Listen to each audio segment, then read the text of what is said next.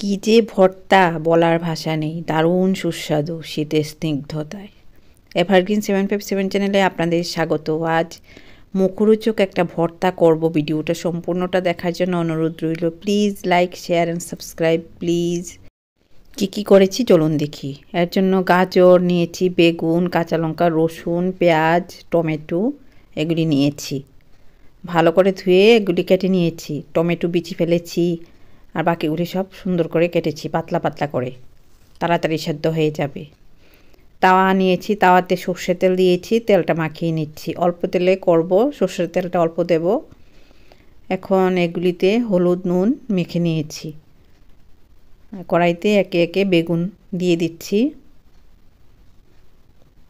প্রয়োজনে তেল দেব আর গাজরের টুকরোগুলি দিচ্ছি তাওয়ার মধ্যে।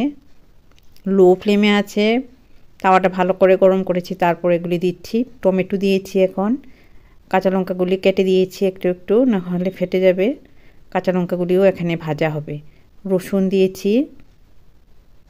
ইউনিক একটা রেসিপি শেয়ার করছি।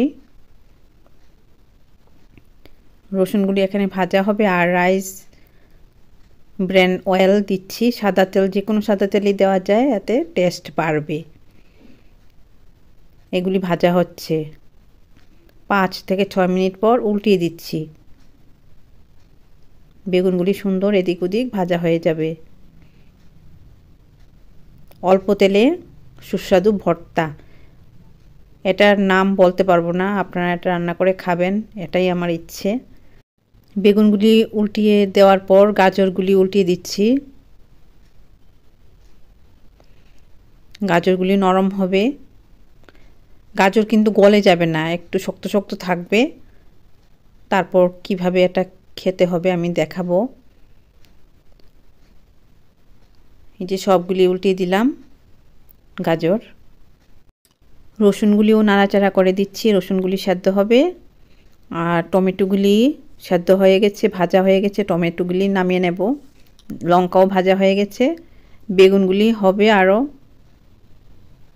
এই যে রসুনগুলিও সুন্দরভাবে ভাজা হচ্ছে। লো ফ্লেমে রাখতে হবে।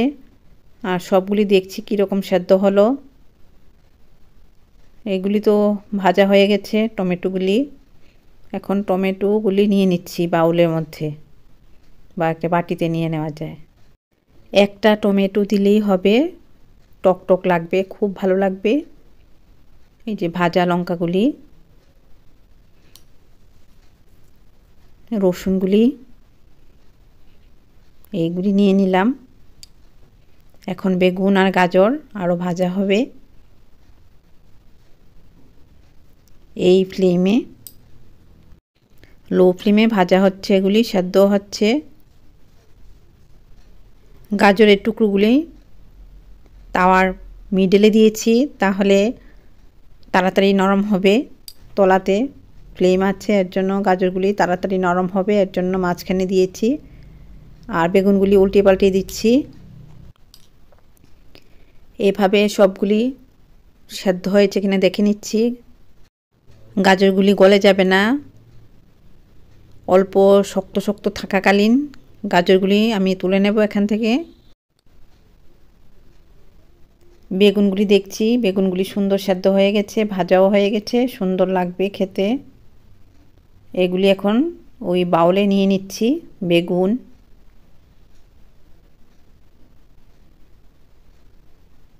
খুব সুন্দর হয়েছে। এগুলি দিয়ে কি করব দেখাবো। গাজরগুলিও নিয়ে নিচ্ছি। এই যে সবগুলি নিয়ে নিলাম। এগুলি এখন ঠান্ডা হবে এখানে। বাকি আরও উপকরণ আছে। কাঁচা পেঁয়াজ, ধনেপাতা, ভাজা টমেটো, ভাজা কাঁচা লঙ্কা, ভাজা রসুন। আর এগুলি বেগুন আর গাজর ঠান্ডা হচ্ছে, একটু একটু গরম আছে। বেগুনগুলি এভাবে পেস্ট করে নিচ্ছি আর গাজরগুলি মুখে পড়বে, অল্প অল্প ভেঙে দেব।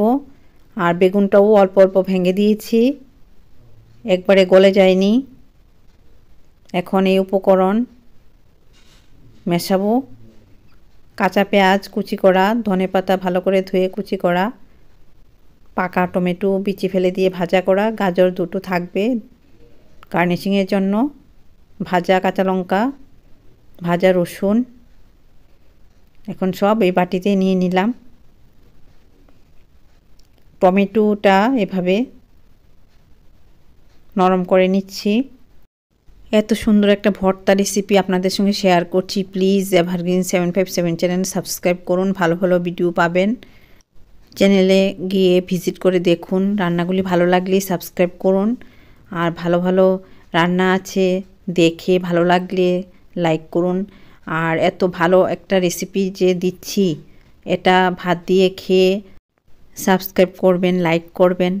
এত সুন্দর একটা রেসিপি যে বলার ভাষা নেই, এটার নাম দিতে পারছি না, এত সুন্দর হয়েছে, টেস্টি। ভাত দিয়ে বেশ ভালো লাগবে। সব কিছু একসাথে মেখে নিলাম। শীতের স্নিগ্ধতা, এটা খাবেন। আমার ইচ্ছে আপনারা এটা রান্না করে দেখুন কীরকম লাগে। দেখেই তো বোঝা যাচ্ছে খুব ভালো হবে। সাবস্ক্রাইব করার কথা বারবার বলতে ইচ্ছে করে না। ভালো ভালো ভিডিও পেতে তো সাবস্ক্রাইব করাই দরকার।